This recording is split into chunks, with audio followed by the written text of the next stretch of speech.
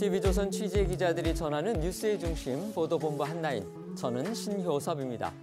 오늘은 강풍 관련 재난 특보로 시작하겠습니다. 지금 전국 대부분 지역에 폭풍급의 강풍주의보와 강풍경보가 발령돼 있습니다. 강원 산지에는 순간 풍속이 시속 110km를 넘는 곳도 있는데요. 태풍 폭풍 반경에 든 수준의 엄청난 위력이라고 합니다. 특히 강원 강릉시에서는 지금 산불이 발생해서 민가로 번지는 바람에 주민 그리고 관광객에게 대피령까지 내려졌습니다. 하지만 강풍 때문에 소방 헬기도 띄우지 못하고 있다고 합니다. 전국부 노도일 기자 연결해서 현장 상황 알아보겠습니다. 노 기자 소식 전해주시죠. 네, 오늘 오전 8시 반쯤 강원 강릉시 난곡동 일대에서 산불이 났습니다. 건조경보가 내려진 가운데 순간 최대 초속 30m에 이르는 강풍이 불면서 산불이 빠르게 확산되고 있습니다. 강풍에 쓰러진 나무가 전신주를 덮치면서 산불이 난 것으로 추정되는데 문제는 강풍 때문에 진화 헬기조차 운용이 어렵습니다. 당초 진화 헬기 6대 가운데 초대형 헬기 1대만 이륙이 가능했는데 상공의 바람이 지상보다 2배 강한 초속 60m까지 오르면서 초대형 헬기마저 철수하기도 했습니다. 소방당국은 대응 3단계를 발령하고 전국의 장비와 인력을 총동원하고 나섰습니다. 울산에 있는 대용량 포방사 시스템도 강릉 산불 현장으로 이동하고 있습니다. 하지만 산불이 빠르게 번지면서 인근 리조트까지 위협했고 주택과 펜션, 축사 등 시설물 피해는 40채를 넘어섰습니다. 강릉시 경포동에 내려진 주민대피령은 산대원리와 순포리로 확대됐습니다. 주민들은 강풍에 불덩어리가 날아다닐 정도라며 불안감을 호소하고 있습니다. 인근 사천중학교 체육관과 빙상 경기장 등지에는 700명이 넘는 주민이 대피한 상황입니다. 산불은 한때 경포대 초등학교 담장 근처까지 이어져 교육당국이 버스를 투입해 학생들을 다른 학교로 긴급 이송하기도 했습니다. 자욱한 산불 연기가 인근 7번 국도를 뒤덮으면서 드무고가교에서 경포방안 구간도 차량 운행이 전면 통제됐습니다. 소방당국은 산불 진행 경로에 있는 경포대 북부 인근 사찰과 아파트 단지의 방화선을 구축했습니다. 전국부에서 전해드렸습니다. 관련해서 윤석열 대통령의 지시가 또 속보로 들어와 있어서 잠시 전해드리겠습니다. 윤석열 대통령은 오늘 강원 강릉에서 발생한 산불과 관련해서 가용할 수 있는 모든 장비와 인력을 신속히 투입해 조기 진화에 총력을 기울이라고 관계 부처에 지시했습니다. 윤 대통령은 산림청과 소방청을 중심으로 이미 구축된 관계기관 간의 협력 체계를 언급하면서 이같이 지시했다고 이도훈 대통령 대변인이 서면 브리핑을 통해 전했는데요. 윤 대통령은 특히 산불 영향이 우려되는 지역의 주민을 신속히 대피시키고 선제적으로 방화선을 구축하는 등 인명피해가 발생하지 않도록 최우선적으로 조치하라고 지시했습니다. 또 전국 일원에 강한 바람이 불고 있는 상황에서 작은 불씨가 대형 산불로 확산할 수 있는 만큼 행정안전부 그리고 지방자치단체를 중심으로 산불 예방 활동을 철저히 지시하라고 덧붙였습니다. 영상 먼저 보시고 대통령실 소식으로 이어가겠습니다.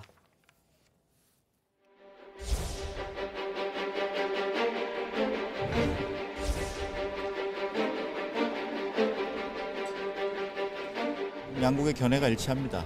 공개된 정보의 상당수가 위조되었다.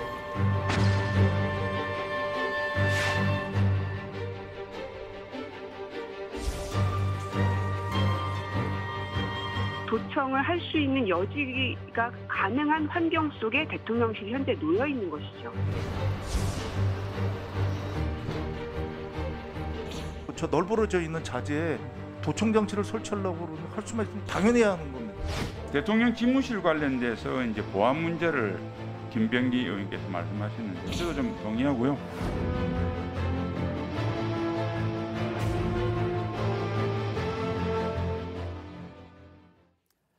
윤석열 대통령의 국빈 방미를 2주 앞두고 미국이 한국 등 동맹국을 도청했다는 의혹이 제기되면서 지금 파장이 일고 있는데요. 우리 정부의 움직임부터 전해주시죠. 네, 우선 대통령실은 미국의 국가안보실 도감청 의혹의 사실관계를 파악하기 위한 작업에 착수한 상태입니다. 대통령실 관계자는 한미 양국의 상황 파악이 끝나면 필요할 경우 미국 측에 합당한 조치를 요청할 계획이라고 밝혔습니다. 또 대통령실이 자체 조사한 결과 미국 언론이 공개한 감청 내용이 이 용산 대통령실 청사 내부에서 있었던 이 국가안전보장회의 NSC나 통하였을 가능성은 거의 없다고 파악한 것으로 알려졌고요. 유출된 문건에 나오는 대화 당사자인 이 김성한 당시 국가안보실장과 이문희 외교비서관에 대한 이 진상 확인 절차도 이미 이뤄졌다고 합니다. 김 전 실장은 일부 보도 내용이 사실과 다르다는 입장을 밝힌 것으로 전해졌습니다. 대통령실은 이번 사태와 관련해서 변조 여부를 포함한 해당 문건의 진위, 또 유출 맥락 등을 규명하는 것이 우선이라는 입장을 고수하고 있습니다. 어제 윤석열 대통령이 주재한 수석 비서관 회의에서도 미국의 감청 의혹이 거론된 것으로 알려졌습니다. 오늘 오전에는 한국과 미국의 국방장관이 이 전화 통화를 갖고서 이번 의혹에 대해서 논의했다, 이렇게 전해졌습니다. 네, 맞습니다. 오스틴 미국 국방장관이 이종섭 국방부 장관에게 전화를 걸어서 미국의 군사기밀 누출 언론 보도 상황에 대해서 설명을 했습니다. 국방부는 오늘 통화가 오스틴 장관의 요청으로 이뤄졌고, 오스틴 장관은 이번 의혹과 관련해서 우리 정부와 긴밀히 소통하고 전적으로 협력해 나갈 것이라고 언급을 했다고 밝혔습니다. 그리고 두 장관은 한미동맹의 결속력이 그 어느 때보다 굳건하다는 데 공감을 하고, 한미동맹 70주년을 맞아 계획된 다양한 기념 사업을 통해서 한미동맹이 도약적으로 발전할 수 있도록 함께 노력해 나가기로 했습니다. 오늘 한미 두 장관의 통화에서 가장 주목이 된 건 이 한미 양국이 미국 정부의 도감청 의혹에 대해서 상당수가 위조됐다는 데 의견이 일치했다는 점입니다.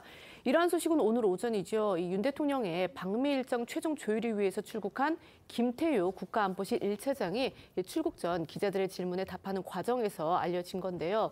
김 차장은 미국 측에 우리 정부의 입장을 어떻게 전달할 것이냐라는 그렇게 질문이 이어지자 누군가 위조한 것이니 전달할 게 없다고 답을 했고요. 또 이번 논란이 한미동맹의 변수가 될 수 있느냐, 이런 질문에 대해서는 변수가 될 수 없다라고 했습니다. 김 차장의 목소리 직접 들어보시겠습니다. 공개된 정보의 상당수가 위조되었다. 거기에 대해서 평가가 일치하고, 다만 이제 미국은 본국의 문제니까 법무부를 통해서 경위 그리고 배후 세력을 찾아내기 시작할 것이고, 한미 간에는 일단 지금 평가가 일치한다, 이렇게 보시면 되겠습니다. 미국 측에 우리 정부는 어떤 입장을 좀 전달하실 계획이세요? 할 게 없죠. 왜냐하면 누군가가 위조를 한 거니까. 따라서 자체 조사가 좀 시간이 걸릴 거고요. 그리고 제 방미의 목적은 이게 아닙니다. 이번 논란이 한미 동맹에 있어서 이게 변수가 될 수 있다고 보시는지 좀 궁금합니다. 변수가 될 수가 없죠. 이 유출된 문건에는요, 이 대한민국뿐만이 아니고 프랑스, 이스라엘 같은 미국의 다른 동맹국의 동맹국을 감청한 그런 내용도 들어 있습니다. 그런데 프랑스하고 이스라엘도 이 유출된 문건이 허위 정보다, 이렇게 지금 전면 부인한 상태고요. 한미 양국의 국방장관도 이 문건의 상당수가 위조됐다고 판단하고 있다. 바로 이겁니다. 그래서 관련 당사국들이 일단 파장을 축소하는 쪽으로 분위기를 잡아가고 있는 거 아니냐, 이런 지금 관측도 나오고 있습니다. 네, 관련해 오늘 오전 대통령실도 공식 입장을 전했는데요. 이 대통령실은 미 정부의 도감청 의혹에 대해서 이 양국 국방장관은 해당 문건의 상당수가 위조됐다는 사실에 견해가 일치했다면서 앞으로 굳건한 한미정무 동맹을 통해서 양국의 신뢰와 협력 체계를 보다 강화해 나갈 것이라고 했습니다. 용산 대통령실은 군사시설로 이 과거 청와대보다 훨씬 강화된 도감청 방지 시스템을 구축, 운용 중에 있다면서 이 대통령 집무실과 비서실, 안보실 등이 산재해 있던 청와대 시절과 달리 현재는 통합 보안 시스템과 전담 인력을 통해서 철통 보안을 유지하고 있으며, 용산 대통령실 도감청 의혹은 터무니없는 거짓 의혹임을 명백히 밝힌다고 했습니다. 관련해 어제 이진복 대통령실 정무수석의 이야기도 잠시 들어보시죠. 야권에서는 벌써부터 대통령실 그 집무실 졸속 이전 때문에 생긴 거다, 이런 식의 비판이 조금씩 나오고. 글쎄요, 그건 잘못하는 것 같은데, 오히려 대통령 비서실 지금 옮긴 데가 도감청이 훨씬 어렵다고 내가 알고 있는데요.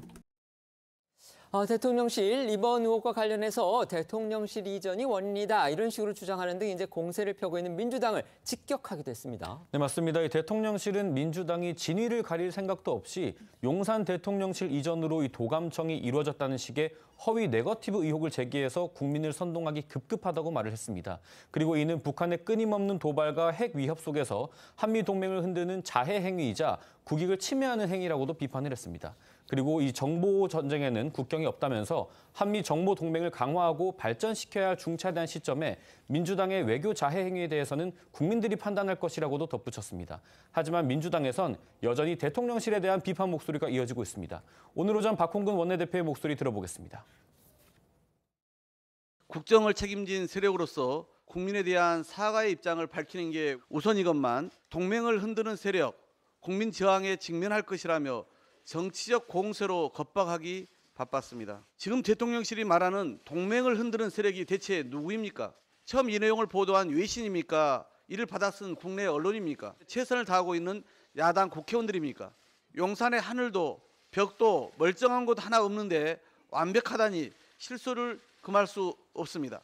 결국 대통령실 용산 이전이 졸속으로 추진되면서 여야를 막론하고 의원들이 지적했던 문제가 그대로 현실화된 건 아닙니까?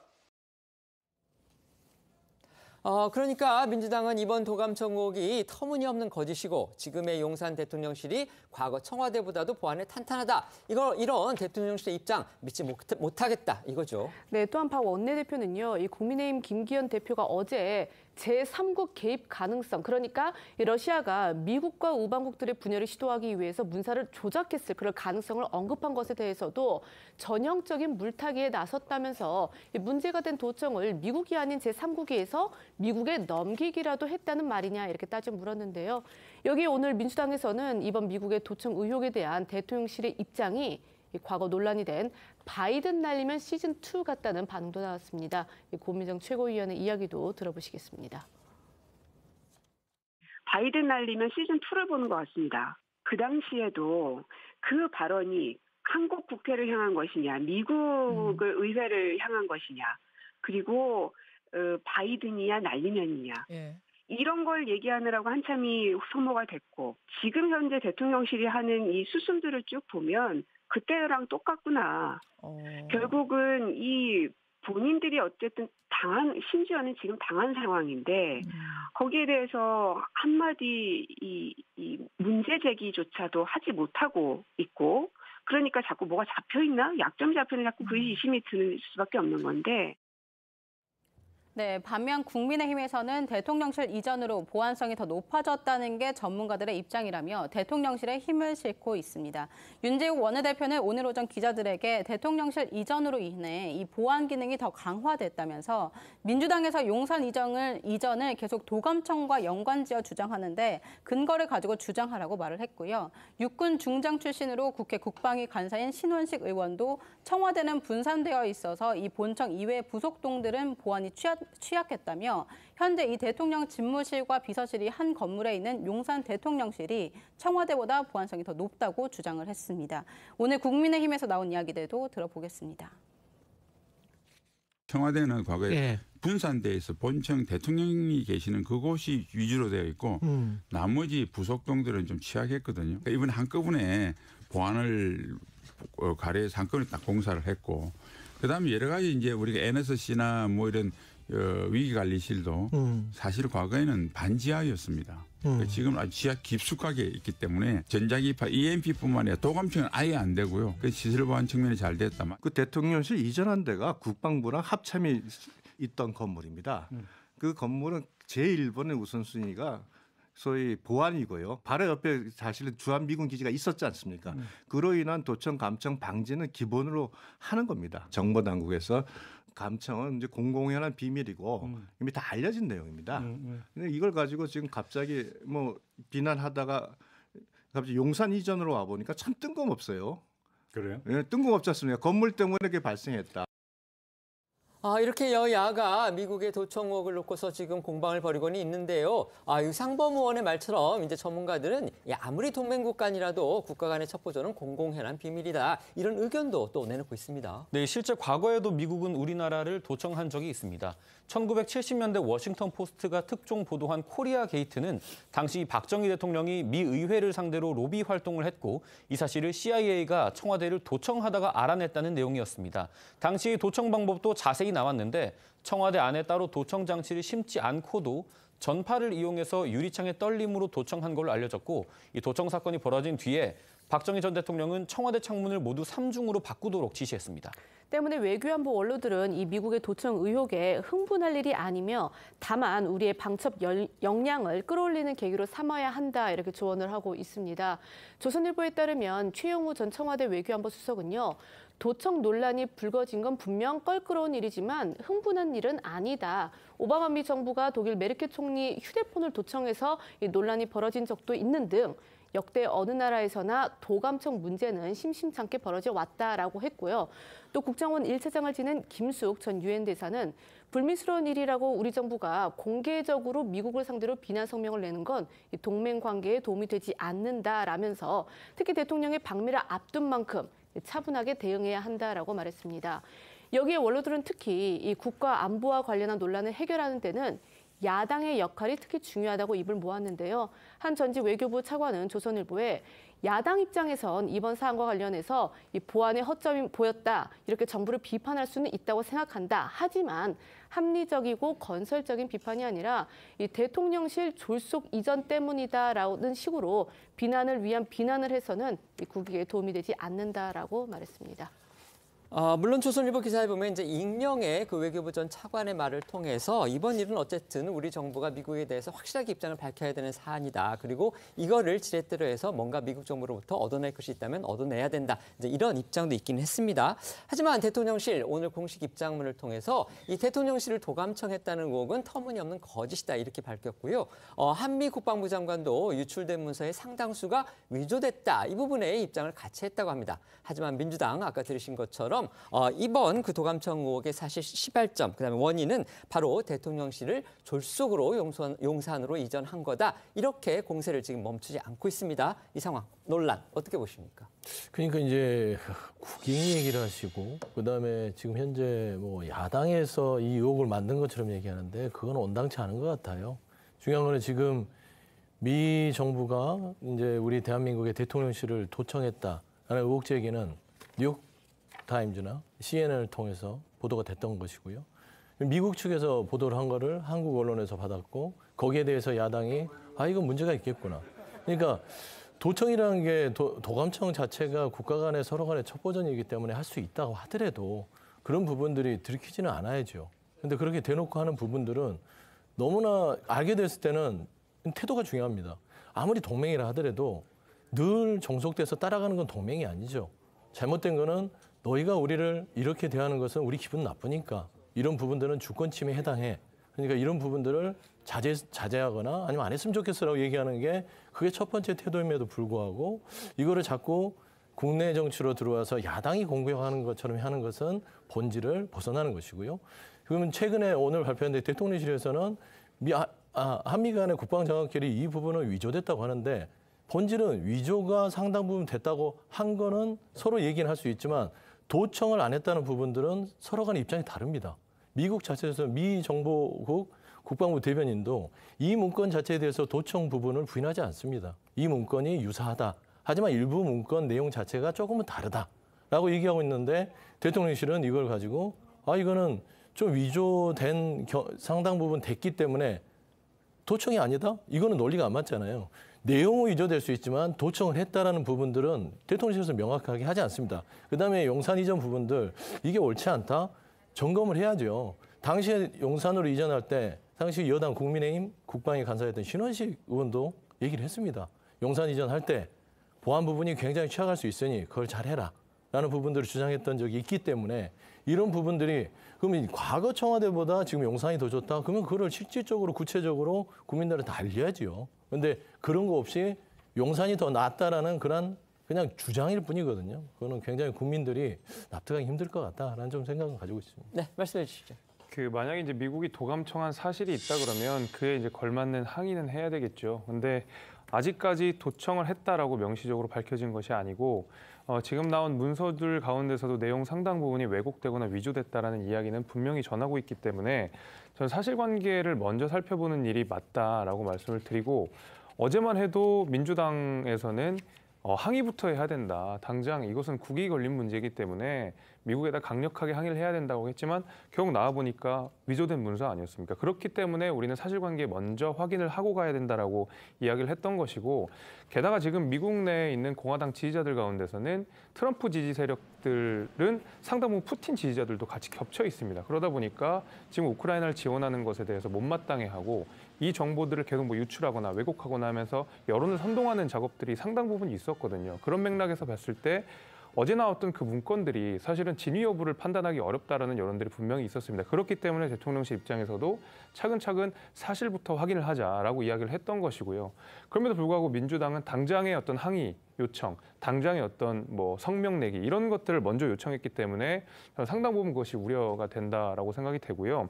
우호국이나 동맹국 내에서도 사실 도감청들은 늘 있었던 일입니다. 대한민국 역시도 다른 나라 도감청을 했었던 사례들이 분명히 있고요. 그것이 합리화될 수는 없는 것이지만은 대개는 우호국 가운데서는 이것이 아주 강력하게 항의를 하면 오히려 외교적 분쟁이 있을 수 있기 때문에 더 조심히 가야 되고 더 차근차근 가야 되는데 지금 민주당의 대응은 그렇지 않다. 외교도 이런 게 국익도 중요하지 않다. 일단 항의부터 하라라는 메시지이기 때문에 제가 동의하기 어려운 것입니다. 네.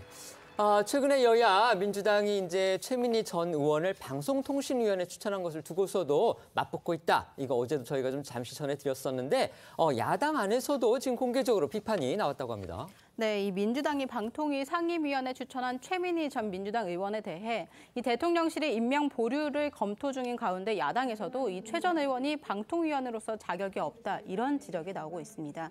민주당의 중진 이상민 의원은 어제 한 라디오에 출연해서 이 최민희 전 의원이 방통위원으로 적합하냐 이런 점에 대해서 저도 의문이라며 최 전 의원은 그동안 미디어 등에서 앞장서서 민주당 편에 들었기에 상대 진영이나 중립지대에 있는 분들이 볼 때는 걱정이 많다는 점도 충분히 이해된다 이렇게 말을 했습니다. 또한 문재인 정부 시절 MBC 사장을 지낸 최승호 전 사장 역시 지난 9일 자신의 SNS에 민주당이 최 전 의원을 방통위원회에 추천한 건 상당히 문제가 크다며 최 전 의원은 민주당 스피커 역할을 해온 분이고 방통위는 방송통신 정책을 담당하는 만큼 정파를 초월해서 독립적 역할을 할 위원들이 필요한데 최 전 의원이 그런 역할을 적합하다고 전혀 생각하지 않는다 이렇게 썼습니다. 어제 이상민 의원의 이야기도 직접 들어보시죠.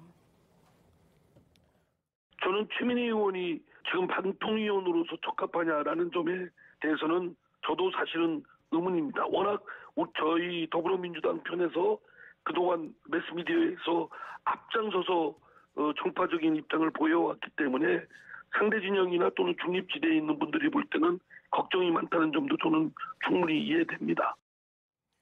네, 이런 가운데 어제 방송통신심의위원 전체 회의에서는 최근 이 문제를 빚은 쇼호스트 정윤정 씨의 방송 중 욕설 사건에 대한 제재 논의도 있었습니다.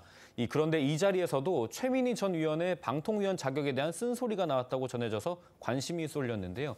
징계 수위에 대한 방심위원들의 의견이 엇갈리던 중에 다소 약한 수위의 경고 의견을 낸 김우석 위원이 최 전 의원의 이름을 언급하면서 가짜뉴스로 형이 확정된 분이 방통위원회 추천이 됐는데 이런 건 외면하고 개인 일탈에 과한 처벌을 하는 건 합당하지 않다고 목소리를 높였다고 합니다. 최 전 의원은 2016년 총선 때 허위사실 유포 혐의로 유죄를 선고받은 전력이 있습니다. 국민의힘 역시 최 전 의원의 이러한 전력이 이 방통위원으로서의 자격에 부합하지 않는다고 보고 민주당의 추천안 철회를 요구하고 있습니다. 민주당이 추천안을 철회하지 않을 경우에 대통령한테 그 임명 거부를 건의하겠다 또 이런 입장을 밝혔죠. 네, 이러한 상황에서 오늘 아침 국민의힘 회의에서는요. 민주당이 최 전 의원을 방통위원으로 임명한 것이 가짜뉴스의 결정판이다라는 비판까지 나왔는데요. 송원석 원내수석 부대표의 목소리 직접 들어보시겠습니다.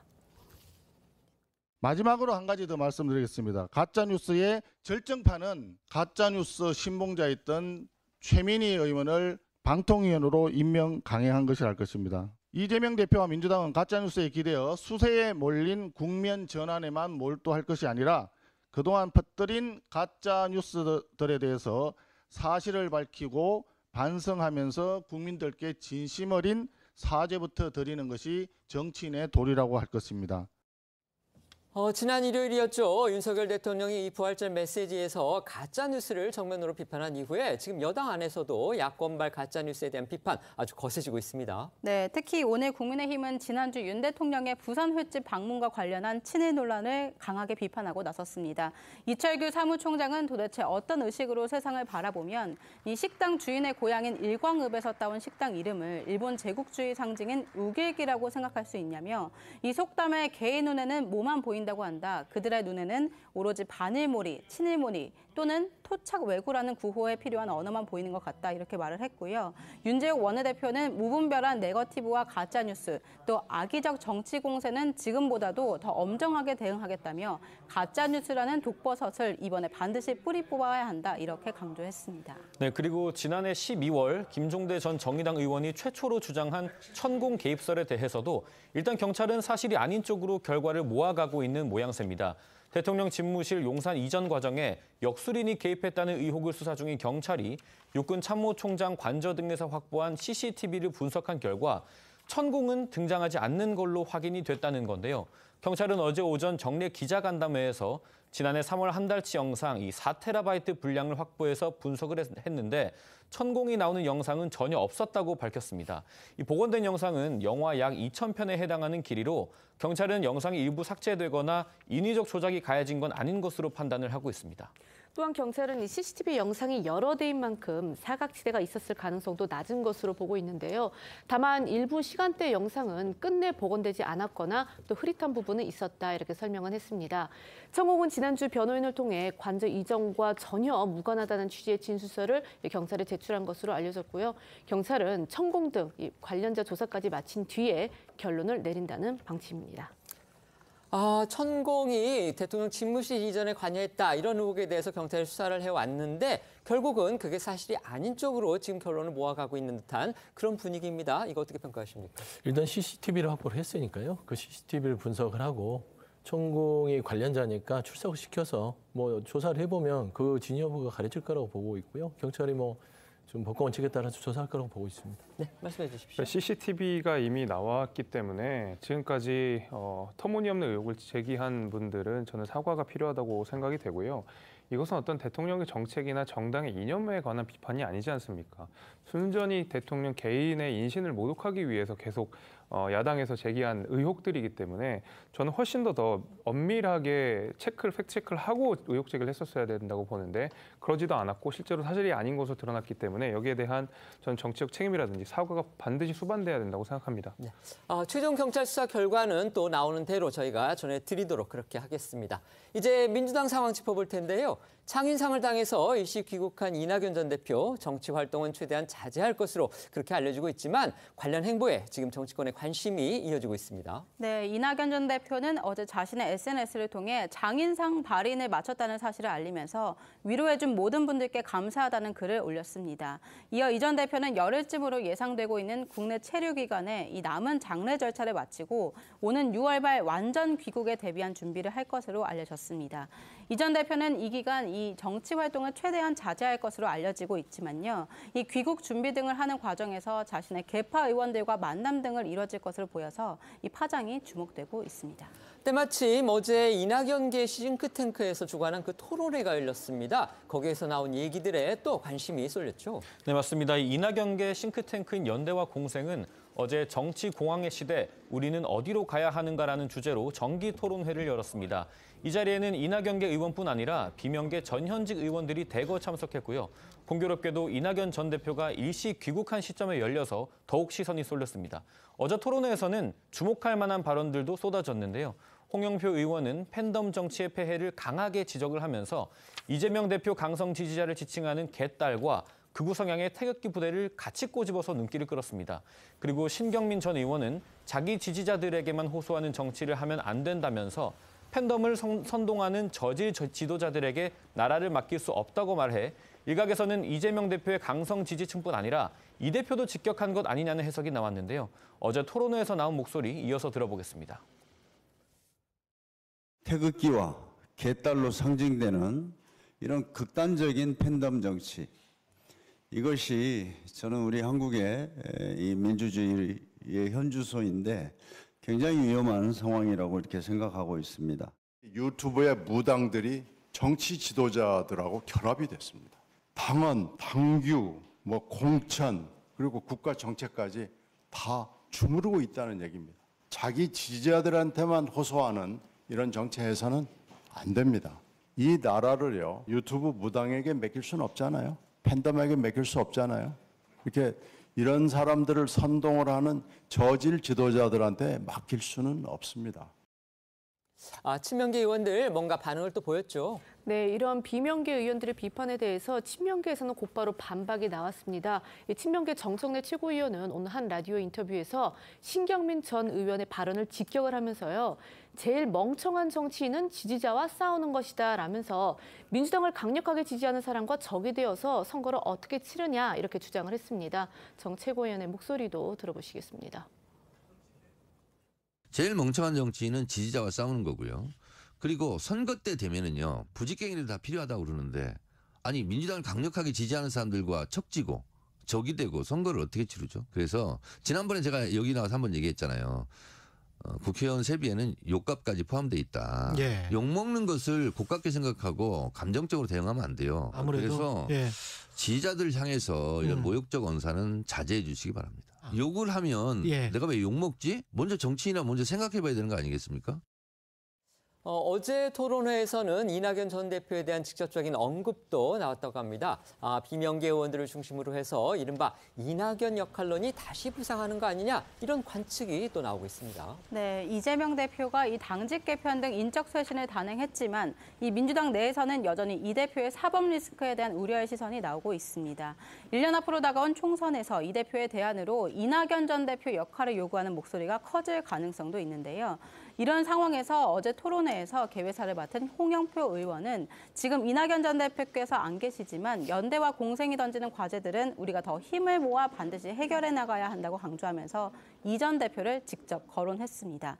또 박재호 의원은 어제 한 라디오 인터뷰에서 이낙연 역할론에 대해 이 본인이 판단할 영역이다 이렇게 선을 그으면서도 당을 위해서라면 총선을 앞두고 이재명 대표가 이낙연 전 대표에게 도와달라고 할 수도 있을 것이라고 전망했는데요. 박 의원은 이재명 대표가 총선에서 지면 자기 인생도 끝난다고 말했다며 사실상 이 대표를 압박하기도 했습니다. 어제 토론회에서 나온 홍영표 의원 목소리와 박재호 의원의 라디오 인터뷰 함께 들어보겠습니다. 지금 이낙연 대표께서 안 계시지만 어떻게 보면 이 연대와 공생이 던지는 이런 과제들은 앞으로 우리가 더 힘을 모아서 반드시 해결해 나가야 된다고 생각합니다.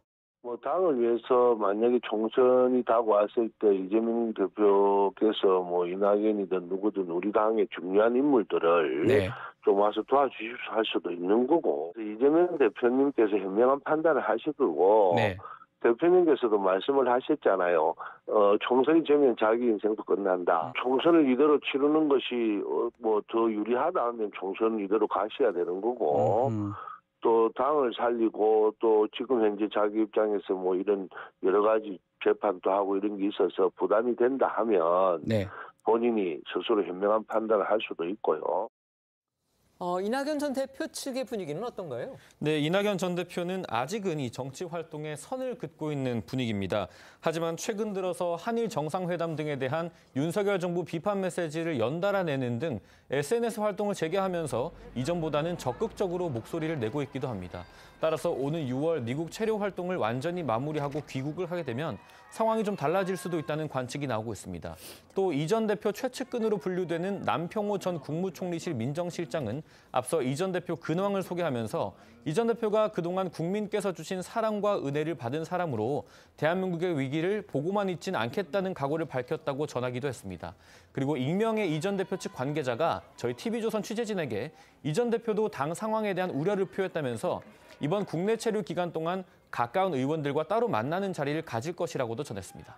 어제 민주당에서는 이제 예상 밖의 그 소식도 전해졌습니다. 바로 이낙연계로 분류되는 이제 초선 의원, 바로 오영환 의원이 전격적으로 총선 불출마를 선언을 했는데 그 배경을 놓고서도 지금 여러 해석들이 나오고 있습니다. 네, 오영환 의원은 소방관 출신이죠. 지난 21대 총선 때 당에 영입된 뒤에 의정부 갑에 전략 공천이 돼서 최연소 지역구 의원으로 당선이 됐습니다.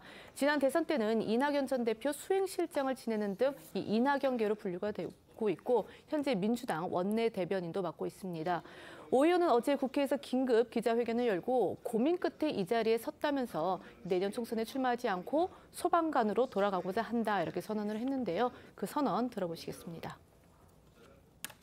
저는 22대 국회의원 총선거에 출마하지 않기로 결정했습니다. 오늘날 우리 정치는 상대 진영을 누가 더 효과적으로 오염시키는지를 승패의 잣대로 삼으려 하고 있습니다.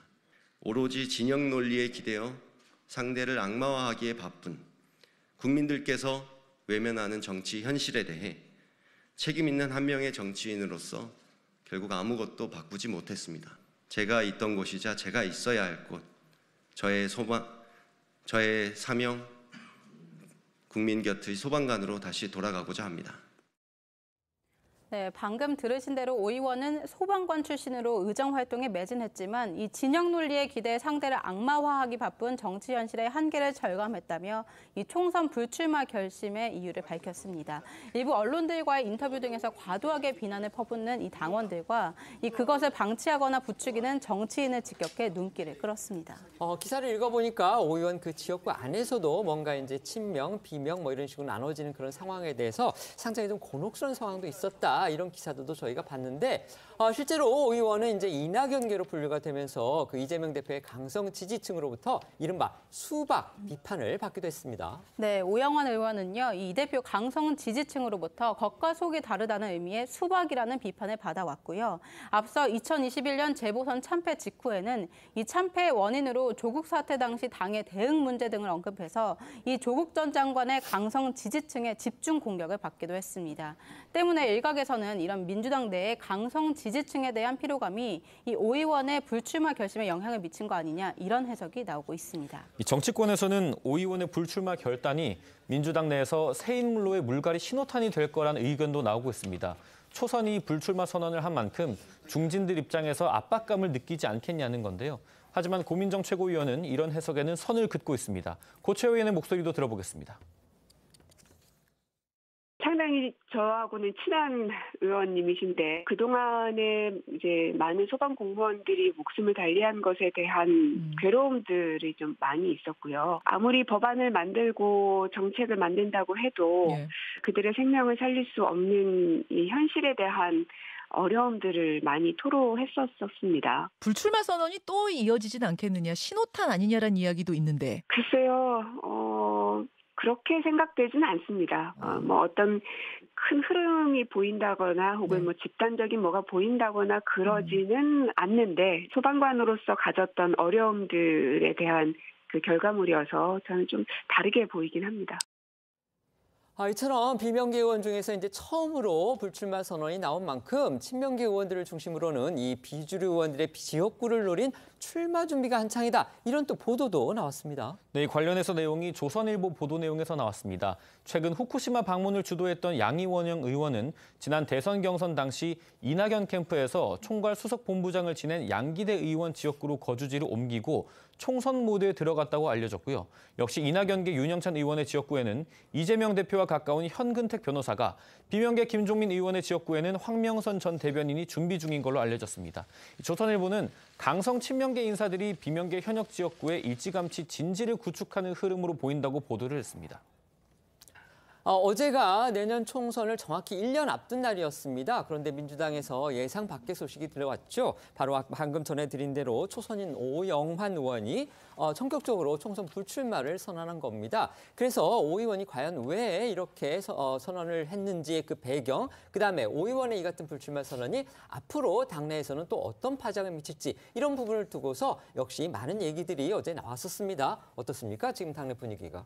그러니까 오영환 의원이 지금 이제 어제가 4월 10일이면 딱 총선이 1년 남은 그렇습니다. 날입니다. 네. 그걸 기점으로 해서 불출마 선언을 했는데 뭐 여러 가지 이제 개인적인 고심이 있었겠죠. 소방관으로서 뭐 이제 말하자면 이 등 차출이 돼서 이렇게 이제 의정 활동을 하게 됐는데 본인은 정말 소방관 출신으로서 소방관들의 안전을 위한 부분들에서 역할을 하고 싶어 했던 것 같아요. 근데 그런 부분들이 한계를 좀 느꼈던 것 가지고 그다음에 특히나 또 아까 뭐 홍영표 의원도 얘기했지만 이 한국 정치 자체가 팬덤 정치 부분들, 양극화되고 극대극으로 되는 부분에 있어서 어떤 본인의 의사나 입장들을 자유롭게 얘기하지 못하는 그런 한계점들. 그런 부분에서 결정을 해서 좀 안타깝긴 한데요. 분명한 건 그렇습니다. 오영환 의원의 출마 부분은 이제 앞으로 정치 지형이 바뀔 것이다. 이제 자리를 유지하기 위한 의정활동이 아니라 역할. 그러니까 의원이라는 직책이 어떤 자리를 재선하고 삼선하는 자리보다는 내 역할이 정말 지금 맞는지, 그다음 역할이 있는지 그 역할에 대한 고민이 필요할 것 같고 그런 의미에서 오영환 의원의 이번에 불출마 선언이 향후에 다른 주변에 있는 분들한테도 민주당 내에서 과연 그다음에 3선을 하고 4선을 하고 재선을 하는 데 있어서 과연 내가 내 자리를 한 번 더 업그레이드 하는 게 맞는지 아니면 정말 내 역할이 남았는지에 대한 고민을 주는 하나의 화두가 되지 않을까라는 좀 평가를 하고 싶습니다. 오영환 의원이 1988년생입니다. 아직 30대죠. 그래서 본인이 어제 얘기를 하는 이제 40살까지 소방관에 이렇게 응모를 할 수 있는데 본인은 다시 시험을 쳐서 소방관이 되겠다. 이런 입장을 어제 또 밝히기도 했습니다. 어떻게 보면 상당히 신선한 얘기이기도 해요. 어떻게 생각하십니까? 그러니까 저랑 또 같은 연배여가지고 뭐 조금 좀 남다르게 저는 좀 느껴졌는데 사실 오영환 의원이 이제 조국 전 장관에 대한 사과 이런 얘기를 하면서 그 팬덤들한테 굉장히 많이 시달리지 않았습니까? 이제 그런 것들을 보면서 그 오영환 의원이 굉장히 고뇌가 많았겠구나. 그 지역구 내에서도 여러 가지 갈등 이야기들이 지금 나오고 있는 상황이니까 젊은 사람으로서 정치판에 들어가서 뭔가 바꿔보려고 했고 민주당을 좀 더 좋은 정당으로 만들려고 했는데 결국 그 실패라고 하는 것, 좌절감 같은 것들을 많이 느꼈구나라는 생각이 들었고 또 젊은 나이인 만큼 불출마 이후에도 얼마든지 할 수 있는 역할들이 많을 거라고 생각합니다. 본인이 할 수 있는 어떤 사명이라든지 소명 같은 것이 꼭 정치 현장에서만 일어나는 건 아니기 때문에 그래서 정당은 다르지만은 저는 오영환 의원의 어떤 그 발걸음을 응원하고요. 무엇보다도 지금 오영환 의원이 안 그래도 이 양당에게 쌓여있는 정치 혐오 같은 것들 일정 부분 좀 해소해주는 역할도 분명히 했다고 보고 저는 오영환 의원으로부터 비롯돼서 이제 민주당 의원들 어떤 다선 의원들도 여기에 대한 약간 반성이라든지 성찰 같은 것이 있을 거라고 보고 조금 더 총선 물갈이에 어떤 박차를 가하지 않을까 이런 생각이 좀 듭니다. 네. 결국 이제 앞으로 이제 관심을 모으는 대목은 바로 민주당 안에서 과연 이른바 이제 명락대전의 2라운드가 펼쳐지느냐 이제 이 부분이라고 볼 수도 있겠습니다. 그런데 이것을 가르는 최대 변수는 결국 이재명 대표의 사법 리스크일 것이다. 이런 지금 예상들이 많죠. 네, 현재 이재명 대표는 격주로 이 선거법 위반 재판을 받고 있는 상황이고요. 대장동과 성남 FC 의혹으로도 재판에 넘겨졌습니다. 이 거짓말 혐의로 진행되는 이 선거법 재판의 1심 결과는 올 하반기쯤 이제 나올 것으로 보이는데 이제 물론 이게 시간이 좀 걸리겠지만 만약 대법원에서 최종 유죄가 확정돼서 당이 이 선관위에서 보전받은 대선 비용 434억 원을 반납하게 될 경우에는 이 대표의 거취에 영향을 줄 가능성이 크다 이런 관측이 나오고 있고요. 또 다른 재판 결과나 수사 상황도 민주당 총선 전략에 큰 변수가 될 전망입니다.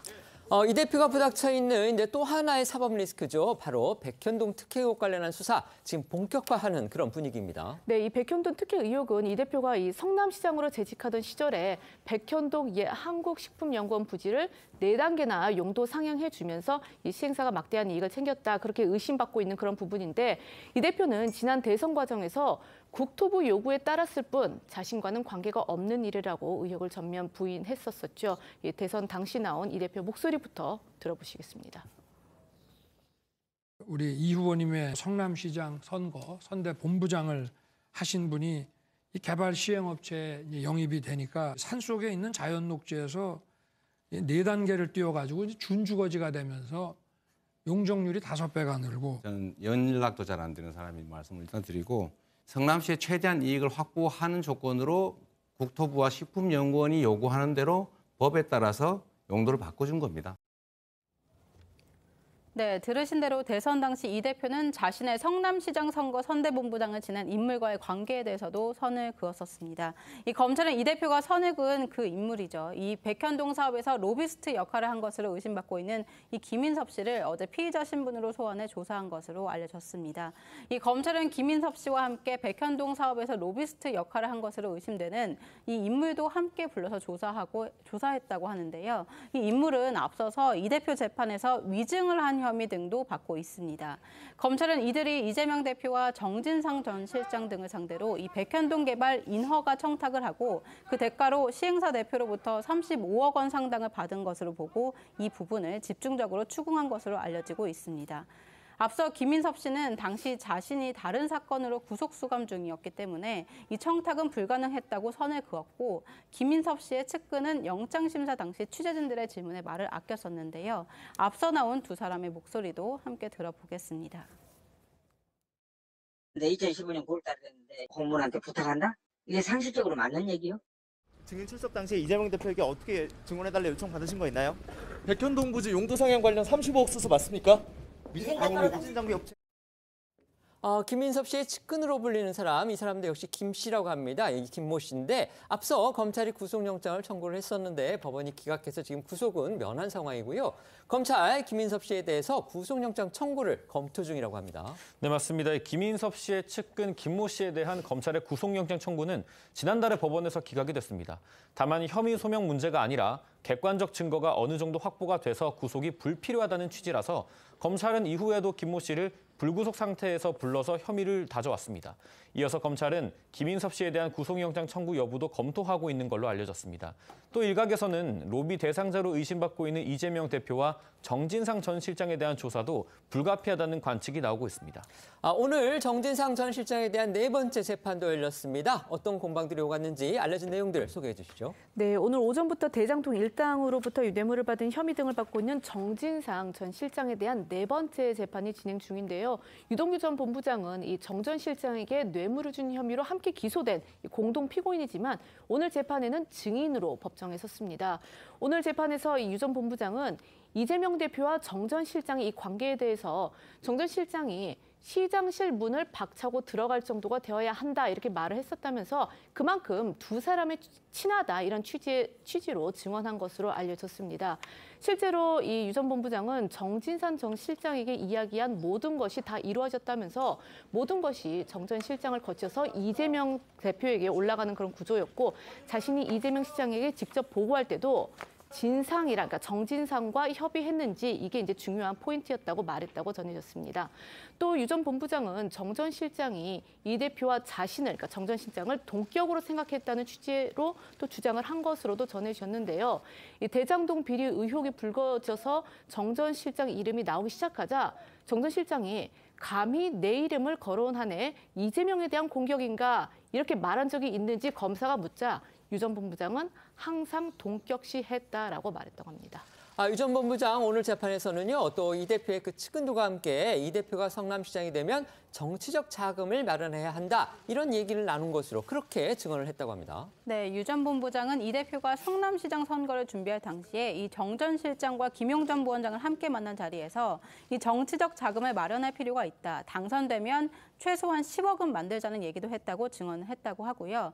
이 실질적 비용이나 국회의원에 당선되지 않은 지역위원장들을 이 포섭하는 돈이 쓰이곤 했다고 용처까지 설명한 것으로 알려졌습니다. 또 유 전 본부장은 정 전 실장이 대선과 관련해서 호남에 돈이 들어간다면서 그 무렵 남욱 변호사를 잡아야겠다고 생각했다고도 부연했다고 합니다. 오늘 재판에서는 유 전 본부장을 상대로 한 검찰 측 주신문이 이루어지고 있는데요. 이 정 전 실장 측은 유도신문이라고 반발하면서 유도신문이 아닌 문항은 찾기가 힘들다. 다른 사건에 비해 빈도가 심하다고 비판한 것으로 전해졌습니다.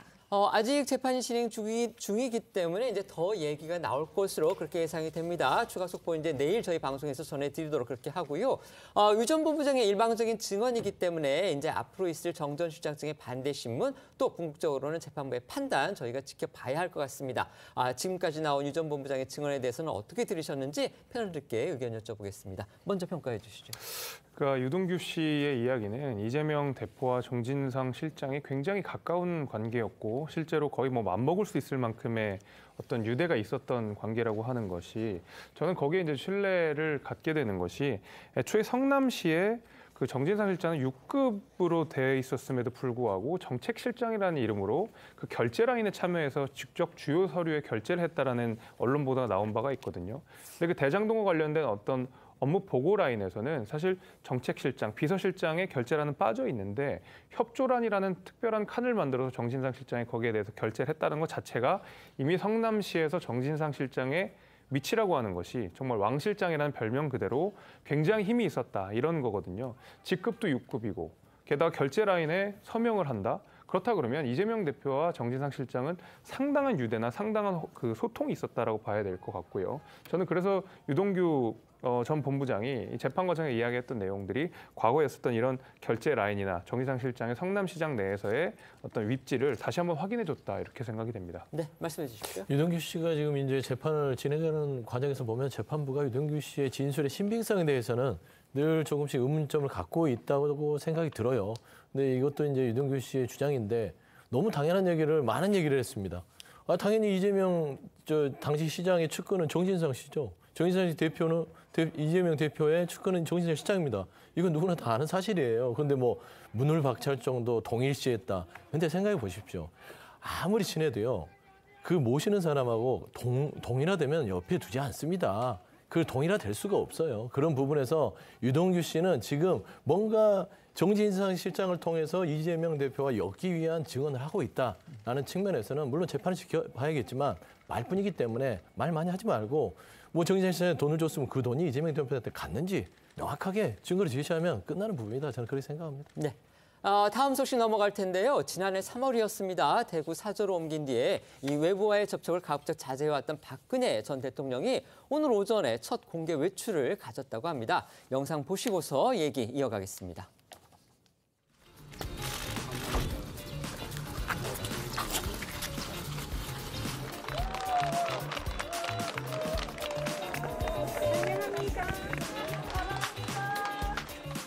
박근혜 대통령이 화성산 동화사 방문을 우리 불자들이 환영합니다. 여섯째.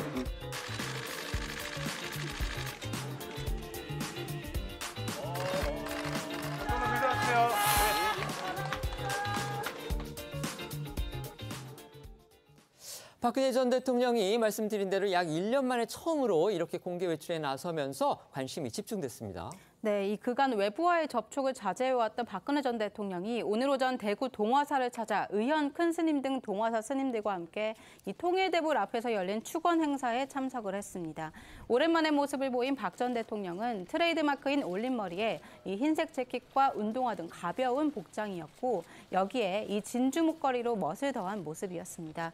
이 동화사 설법점 앞으로 도착한 이 박 전 대통령은 의현 큰 스님으로부터 꽃다발을 건네받았다고 하고요. 이후 통일대불 쪽으로 발걸음을 옮겨서 합장하고 분향을 한 뒤에 20여 분간 큰 스님의 축원을 받고 덕담을 들었다고 합니다. 이 큰 스님의 덕담 중에는 눈길을 끈 부분도 있었습니다. 박정희 전 대통령의 업적을 기리는 발언을 한 내용이었는데 여기에 박 전 대통령은 밝게 웃으면서 손뼉을 치기도 했다고 하고요. 이어서 큰 스님이 박근혜 대통령은 비선 실세하신 게 없다면서 문재인 정부는 수십 명, 수십만 명, 수백만 명이 그냥 비선 실세라고 말을 하자 표정이 굳어지기도 했다고 합니다. 네, 이후 박 전 대통령은 능종 주지 스님과 차를 마시면서 담소하기 위해서 이 사찰 음식 체험관으로 이동했습니다.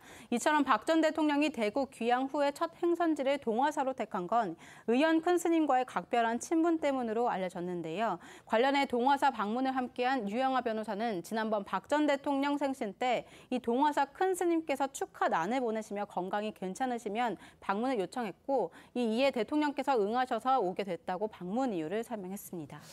지난 1년 동안 이제 박근혜 대통령이 이제 두문불출, 말 그대로 두문불출을 하니까 혹시 건강에 이상이 있는 거 아니냐 이런 걱정도 솔직히 나오긴 했었죠. 그런데 오늘 모습을 보니까 그런 우려와 달리 비교적 건강해 보이는 그런 모습이었어요. 네, 오늘 박 전 대통령은 이 다리에 약간의 불편함이 있어 보이는 것 외에는 비교적 건강해 보이는 모습이었습니다. 실제로 박 전 대통령은 걷는 것을 최소화하기 위해서 통일대불 바로 앞까지 차로 이동하는 모습을 보였고요. 또 계단 등에서 걸을 때는 여러 차례 발을 헛디디기도 했다는 건데 이 같은 모습에 이제 주변 사람들이 괜찮냐 이렇게 물으니 박 전 대통령은 앞을 잘 안 보면 잘 넘어져서라고 짧게 답했다고 전해집니다. 또 유영아 변호사 역시 박 전 대통령의 건강과 관련해서 건강은 1년 전보다는 많이 좀 좋아지셨다. 이 평지는 쉽게 걷지만 아직 오르막이나 내리막을 걷기에는 좀 불편해하신다라고 전했습니다. 대구는 뭐 다 아시다시피 박근혜 전 대통령의 현직 정치인 시절에 아주 최대의 지지 기반이었다 이렇게 볼 수가 있겠죠. 그래서 박 전 대통령을 오랜만에 마주한 지지자들 그리고 시민들의 반응 어땠는지 이 부분 궁금합니다. 네, 박 전 대통령이 대구 달성사저에 입주한 이후 1년 만에 모습을 드러낸 가운데 이번 행보를 미처 알지 못했던 시민들은 환호를 하면서 반가움을 나타냈다고 합니다. 또 통일대불 앞에서는 지지자들 100여 명이 박 전 대통령의 이름을 연호하고 건강 등을 기원했다고 하고요. 여기에 화답하듯 박 전 대통령은 밝은 표정으로 손을 들어서 인사하고 일부 지지자와는 악수를 하기도 했습니다. 박근혜 전 대통령 결국 이제 정치와는 상당히 이제 거리를 두고 있는 그런 상황이긴 하지만 어쨌든 박근혜 전 대통령이 또 움직이니까 이거 혹시 1년 앞으로 다가온 총선 앞두고서 정치 쪽으로 뭔가 행보를 재개하는 거 아니냐 이런 관측 뒤따라서 나오긴 했습니다. 네, 하지만 이와 관련해 유영하 변호사는요. 이 박 전 대통령의 정치 활동 재개는 절대 아니라면서 과대 해석은 자제해달라고 당부했습니다. 또한 다음에 공식 일정이 있으면 반드시 알려드리겠다면서 오늘은 단순한 방문이라고 강조를 했고요. 그러면서 1년 만에 건강이 회복돼 오랜만에 나들이 오셨는데 편안하게 있다 가실 수 있도록 배려해 주셨으면 한다. 향후 박 전 대통령께서 전통시장 등 마실을 나가실 때 알리겠다고 말을 했습니다. 또 박 전 대통령 역시 특유의 미소만 지으면서 일체 정치적 발언은 하지 않았다고 합니다. 이런 가운데서 김기현 국민의힘 대표가요. 다음 주쯤에 대구를 찾아서 박근혜 전 대통령을 예방할 계획으로 그렇게 알려졌습니다. 네, 박 전 대통령 측 관계자는 다음 주 김 대표와 만날 예정이고 정확한 날짜는 조율 중이라면서 날짜는 이번 주 중에 정해질 걸로 보인다고 밝혔습니다. 김 대표 측 관계자도 당이 배출한 전직 대통령에 대한 예우 차원에서 만남을 지속적으로 요청드렸고 예방하게 되는 것이라고 설명했습니다. 박근혜 전 대통령이 전해드린 대로 1년 만에 처음으로 공개 활동을 가졌습니다. 물론 정치적 행보란 아니다 이렇게 지금 선을 그었지만 과연 또 정치권 출신의 두 분께서는 어떻게 보시는지 한번 의견 여쭤보겠습니다. 먼저 말씀해 주시죠. 물론 전직 대통령이기 때문에 일거수일투족의 정치적 의미가 부여되는 것은 사실이지만 저는 이번 그 방문만큼은 크게 의미를 두지 않는 것이 이미 지난해 박근혜 전 대통령은 유영하 변호사를 지지 선언한 적이 있습니다. 대구시장 그 경선 과정에서요. 그렇기 때문에 어떤 첫 정치적 행보다라고 말하기도 좀 애석한 상황이고요. 정말 말 그대로 건강이 좀 많이 좋아진 것 같고 그런 의미에서 본인이 갔었던 절에 다시 한번 방문하면서 이렇게 덕담을 나누고 이 정도의 저는 의미로 해석하고 있지 여기에 어떤 특별한 정치적 의미를 부여하고 있지는 않습니다. 지금부터는 오늘 하루 놓치면 안 되는 핫한 뉴스를 모아 전해드리는 어쩌다 이런 일이 코너로 이어가겠습니다.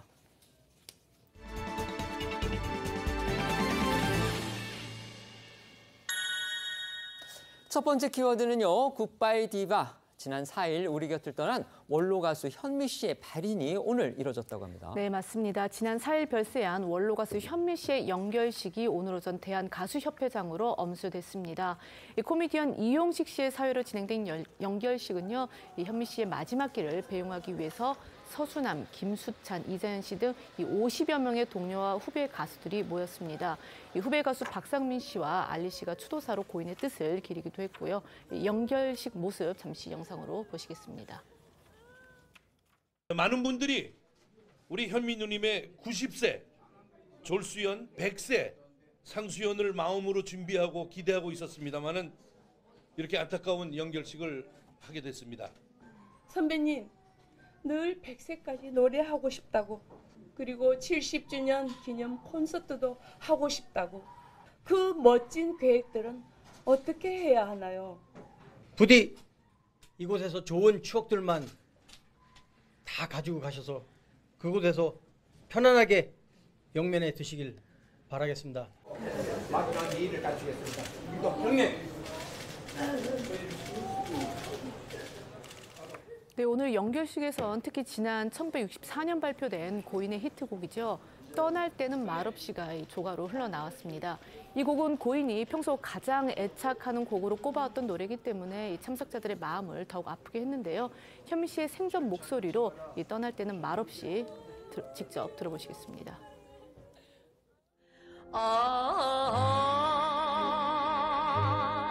그 밤이 꿈이었나 비었는데 두가 못한 말 가슴에 사기면서 떠날 때는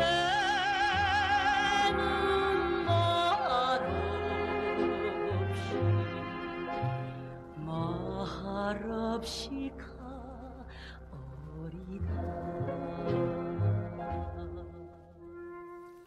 고인의 유해는 영결식 이후에 이제 미국으로 옮겨져서 안장될 예정으로 그렇게 알려졌습니다. 네, 유족들은 고민 끝에 이 두 아들이 살고 있는 미국으로 고인을 모시기로 했다고 합니다. 현미 씨의 큰 아들은 어머니가 다른 어느 것보다도 혼자서 말없이 가신 게 가장 마음이 아프다면서 이제라도 자주 뵙기 위해 이 가까운 곳에 모시게 미국으로 모시기로 했다, 이렇게 전했습니다. 이번 비보 누구보다도 가족들의 충격이 컸던 것으로 그렇게 알려졌죠. 이 고인을 평소 어머니처럼 따랐던 조카 한상진 씨는 오늘 고인의 영정을 들고 오열하는 모습을 보였고요. 노사연 씨 역시 이모 현미는 가장 멋있고 훌륭했던 큰 별이었다며 존경심과 함께 애통한 심경을 드러냈습니다. 또 장례 내내 현미 씨의 아들은 어머니의 임종을 지키지 못한 걸 두고 자책하는 모습을 보이기도 했는데요. 유족들 얘기 좀 더 들어보겠습니다.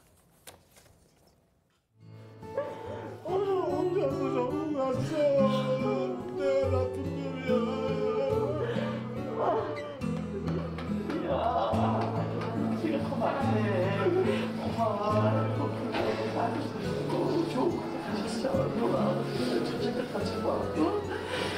이모님이 저한테는 정말 하늘처럼 멋있는 우리 이모였었는데 항상 이렇게 에너지가 넘치셨기 때문에 많은 팬들이 정말 걱정하고 사랑해 주셨던 그런 분이었다고 생각해요. 그래서 이렇게 갑자기 이렇게 곁을 떠나니까 많은 분들이 좀 허망하다고 하고 저 역시도 아니 어떻게 이런 일이 있을 수가 있을까라고. 이모가 정말 기쁘게 잘 좋은 나라 가셔서 천국에 가셔서 지금 아주 우리한테 고맙고 정말 행복했다, 걱정들 하지 말아라, 이런 마음입니다. 가수 현미이기 전에 저한테는 이모잖아요. 근데 가수이기 전에 이모로서는 저한테 엄마 같은 이시고, 이모라는 얘기를 어릴 때 못했대요. 엄마는 엄마한테 하고 이모한테 이모라고 안 하고 제가 말하고 했던 게 저는 그게 너무 자연스러웠거든요. 신인상을 하얀거탑이랑 이산이라는 드라마로 받게 됐는데 한 해도 안 빠놓고 다 봐주셨어요. 고인은 숨지기 하루 전에도 이 콘서트 무대에 올라서 이 마지막까지 노래를 향한 열정을 불태운 것으로 그렇게 또 전해졌죠. 네, 고인의 마지막 무대는 지난 3일 경북 김천 한국효문화관에서 열린 실버 효도 콘서트였습니다. 고인이 이날 재능기부 차원에서 무료로 무대에 섰고요. 그만큼 이 소외된 노인들을 위해 그 어느 때보다도 열정 가득하게 공연을 선보였습니다. 이 폭풍 성량과 카리스마 넘치는 무대 매너 역시 평상시와 다름이 없어서 많은 이들을 더욱 안타깝게 했는데요. 고인의 마지막 무대 보시겠습니다. 예, 가요계를 지금 주름잡고 있습니다. 64년 전에 신인상에 빛나는 가수 현미 씨를 소개합니다. 현미! 반가워요!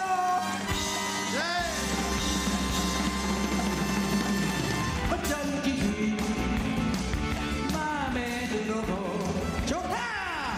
어쩐지 마음에 들어! 감사합니다!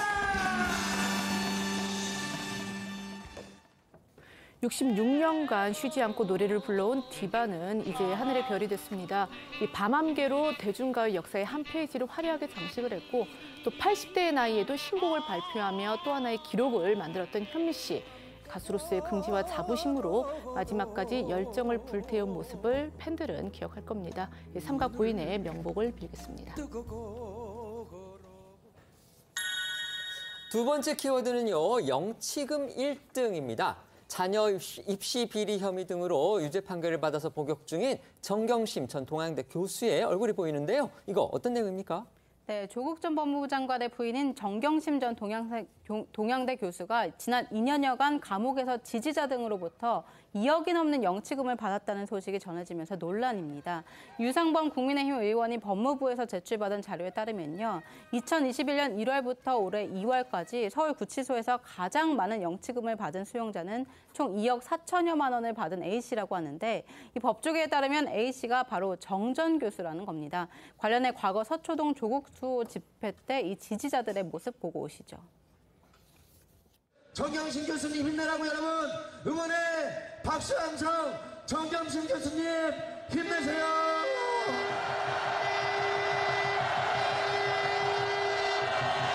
정경심 교수님 사랑합니다.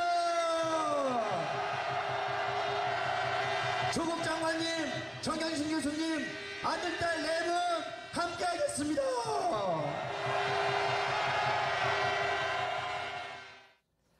지지자들이 정정 교수한테 영치금을 보내고 나서 인증사진을 올리는 그런 일도 있다고 합니다. 네, 문화일보 등 보도에 따르면 조 전 장관 지지자들로 보이는 사람들이 온라인 커뮤니티를 중심으로 정 전 교수에게 영치금을 보내고 인증사진을 올려서 후원 활동 동참을 장려하고 있다고 합니다. 지지자들은 정 전 교수 영치금 계좌번호를 공개하면서 영치금을 1만 원에서 최대 50만 원까지 보냈다는 걸 인증을 하고 그들의 고초에 아주 작은 위로라도 됐으면 좋겠다. 교회 11조는 쉬고 영치금을 보낸다는 등의 글을 올리고 있다고 합니다. 또 지난해 3월엔 한 지지자가 정 전 교수에게 영치금을 보내고 답장이 온 후기를 공유하기도 했는데요. 이 사람은 정 교수가 한 분 한 분 영치금으로 여러분들의 이어지는 응원에 대한 소식을 듣고 힘을 많이 얻었다. 정 교수가 감사하다는 말을 전했다는 글을 올렸다고 합니다. 관련해서 지금 논란이 되고 있는 부분은요. 이 영치금의 계좌 보관 한도인 최대 300만 원. 여기에 도달을 하게 되면 이 나머지 금액은 자동적으로 그 정 전 교수의 개인 계좌로 이체가 된다는 겁니다. 그러니까 한마디로 감옥에서 지금 수입을 챙기게 되는 그런 셈이라는 거죠. 이게 이제 법무부 예규인 영치금품 관리 지침역에 따르면요. 수용자가 보관할 수 있는 영치금은 최대 300만 원이라고 합니다. 이를 초과한 금액은 아까 말씀하신 것처럼 이 구치소 거래은행에 개설된 정 전 교수 명의 개인 계좌로 이체가 되는 건데요. 때문에 김근식 국민의힘 전 비전 전략실장은요. 자신의 SNS를 통해서 놀라움을 넘어 참담함을 느낀다. 특권층 입시 비리로 감옥살이를 하면서 수억 원의 영치금으로 은행 잔고를 늘려가고 있다라면서 이 조국판 슬기로운 감방 생활 아니냐라고 비판하기도 했습니다. 말씀드린 대로 지난 2년여 동안 정경심 전 교수가 감옥에서 받은 영치금이 2억 4천만 원이 된다. 이런 보도가 나왔습니다. 어떻게 생각하십니까? 뭐 일반인들이 보기에는 많다고 생각할 수 있죠. 그런데 이제 가만 들여다보면 이게 뭐 정경심 전 교수가 이걸 달라고 하는 건 아니잖아요. 그러니까 조국 전 장관에 대한 뭐 사회적인 뭐 시각에 여러 가지 다양하게 있겠지만 지지자들도 있습니다. 조국 전 장관 지금 무죄를 주장하고 있고 심지어 좀 억울하다고 생각하는 지지자들이 결국에는 그 영치금에 대해서 넣어주는 부분이라서 이 부분 자체를 뭐 개인적으로 뭐 도덕적으로 비판받을 건 아닌 것 같고요. 이 부분에 대해서는 좀 나름대로 어떤 정치인도 그럴 거예요. 어떤 정치인이 억울하게 탄압을 받고 감옥에 생활을 한다면 또 그게 어떤 시각에서는 저 사람 나쁜 사람인데 하지만 또 어떤 사람들은 이 사람은 신념이 있기 때문에 내가 지지하기 때문에 영치금을 보내겠다라는 측면에서 그냥 합리적으로 생각하면 될 것 같습니다. 네, 말씀해 주시죠. 그러니까 뭐 지지자들이 돈을 주는 것을 막을 수는 없는 것이지만은 그렇다 그러면 이 감옥에 있지 않은 조국 교수의 말이라든지 그의 행동이 과연 이것을 만류하거나 조금 뭐 자제시켰던 행동이냐 전 전혀 아니었다고 보거든요. 재판 과정에서도 인정되었듯이 조국 전 장관은 자신의 죄에 대해서 전혀 뉘우치거나 잘못을 인정하고 있지 않습니다. 거기에 대해서 무거운 형이 내려진 것도 사실이고요. 저는 그런 의미에서 오히려 지금 이 지지자들이 주는 것을 우리가 막을 수는 없지만은 적어도 조국 전 장관이 이 지지자들에게 자신의 좀 잘못을 뉘우치고 우리가 좀 이런 잘못을 했다. 뭐 사회적으로 입지가 있는 사람임에도 불구하고 우리가 이런 뭐 뇌를 끼쳤다라고 인정을 했다면 과연 저 정도의 금액이 뭐였을까라는 저는 생각은 듭니다. 당연히 저는 그런 의미에서 정경심 교수도 저 2억이 모인 이 사안에 대해서 책임이 무관하지 않다 이렇게 생각합니다. 네. 정경심 전 교수는요, 지난달에 건강 악화를 또 이유로 해가지고 형 집행정지를 다시 신청하기도 했죠. 네, 이 정 전 교수의 변호인단은 지난달 30일에 형 집행정지를 신청했다고 밝혔습니다. 앞서 정 전 교수는 이 디스크 파열과 협착, 하지 마비 수술 등을 이유로 형 집행정지를 신청해서 지난해 10월 4일에 풀려났었고 이후 추가 치료를 이유로 이 형 집행정지가 한 달 연장이 됐지만 2차 연장 신청이 불허돼서 지난해 12월에 재수검됐었습니다. 하지만 정 전 교수 측은 이 지난 형 집행정지 기간에 2번의 수술을 받았으나 이 충분한 재활 치료를 치료를 받지 못한 채 이 재수감이 됐고 최근 구치소에서 정 교수의 건강 상태가 심각하게 악화됐다고 설명하면서 이 지난달에 다시 한번 형 집행정지를 신청하게 됐다고 설명을 했습니다. 지난 7일에 정 전 교수를 접견하고 온 변호인은 인도적 차원에서 형 집행정지가 이루어져야 한다고 주장하기도 했다고 합니다. 오마이뉴스에 따르면 이 변호사는 어떤 정치적인 이유나 상황을 떠나서 형 집행정지라는 것 자체가 인도적 차원에서 배려를 목적으로 만들어진 제도라며 정치적인 여러 이유나 목적, 관계, 상황 이런 걸 다 떠나서 인도적 차원에서 이번 사안을 봤으면 좋겠다고 강조를 했고요. 정 전 교수의 건강 상태에 대해서도 치료가 시급하다고 주장을 했다고 합니다. 조국 전 장관과 정경심 전 교수의 딸이죠. 바로 조민 씨인데 조민 씨 소식도 계속 전해지고 있습니다. 최근에 1심이긴 하지만 부산대 의전원 입학 취소 처분이 정당하다 이런 판결을 받았는데 또 아버지 조국 전 장관 북콘서트의 홍보에 적극 나서고 있는 그런 모습을 또 보이고 있습니다. 네, 조민 씨는 지난달 17일과 28일 각각 서울과 광주에서 열린 이 아버지의 북콘서트에 동행해서 무대에 올랐었는데요. 그리고 오늘 오후에는요, 부산에서 열리는 북콘서트에 동행을 해서 이 관객들을 만날 예정이라고 합니다. 특히 어제는 자신의 SNS에 지난달 28일 광주시에서 열렸던 이 조 전 장관의 북콘서트 현장 영상을 올리면서 허당끼 가득 오프닝과 엔딩, 내일 부산에서 봬요 이렇게 적기도 했었는데요. 영상에는 북콘서트 무대에서 대화를 나누며 한박 웃음을 짓는 조 씨의 모습이 담겨 있었습니다. 보시겠습니다. 그 뒤에 쫄땡이였습니까? 아니면 애기 정도 됐다?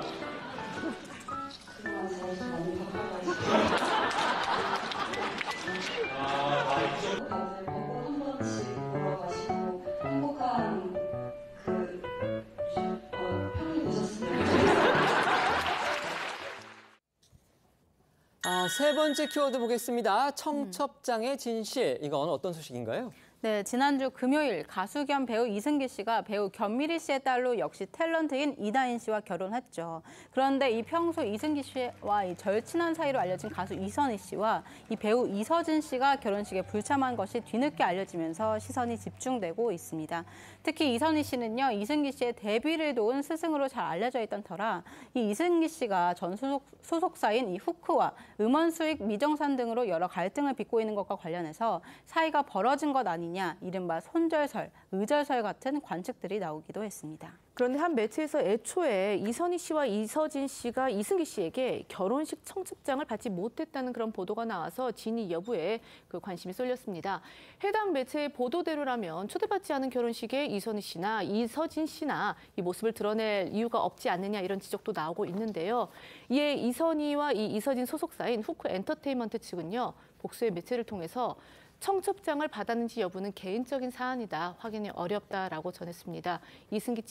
이승기 측 역시 이선희 씨와 이 이서진 씨에게 청첩장을 전달했느냐 이 물음에 대해서는 확인하기 어렵다라는 입장만 나타낸 것으로 전해졌습니다. 이렇게 이선희 씨와 이서진 씨의 결혼식 불참 배경을 두고 해석이 분분한 가운데 최근 이승기 씨가 전 소속사에 대해 언급한 영상이 다시 화제가 되고 있습니다. 관련 발언 들어보겠습니다. 너무 오래된 인연들이잖아요. 그게 악연으로 끝났지만 오래된 인연들이기 때문에 그 순간에 분명히 나쁜 것만 있던 건 아니라고요. 좋은 게 분명히 있었고 좋은 게 있었으니까 믿었고 그러니까 관계가 유지가 됐어요. 저희는 1분 뒤에 다시 돌아오겠습니다. 프로그램 마치기 전에 강릉 산불 관련한 속보 전해드리고 그리고 프로그램 마치겠습니다. 연합뉴스에 따르면 지금 현재 산불이요, 발생 지점에서 2km 떨어진 해안가로 번진 데 이어서 지금 북쪽으로 확산하고 있다고 합니다. 산림당국은 현재까지 축구장 면적 144배까지 이르는 산림 약 103헥타르가 탄 것으로 그렇게 추정을 하고 있고요. 그다음에 주민 303명, 그다음에 관광객 708명이 대피 중이라고 합니다. 또 15개 학교 휴업 또는 단축 수업을 하고 있고요. 산림청은 대응 3단계, 소방청은 최고 대응 단계로 지금 진화에 총력을 기울이고 있지만 아까 말씀드린 대로 바람이 워낙 거세서 지금 헬기도 뜨지 못하는 등 상당히 진화에 어려움을 겪고 있다고 합니다. 오늘 준비한 소식은 여기까지입니다. 저희는 내일 오후 1시에 더 핫한 소식으로 찾아뵙겠습니다. 시청해 주셔서 고맙습니다.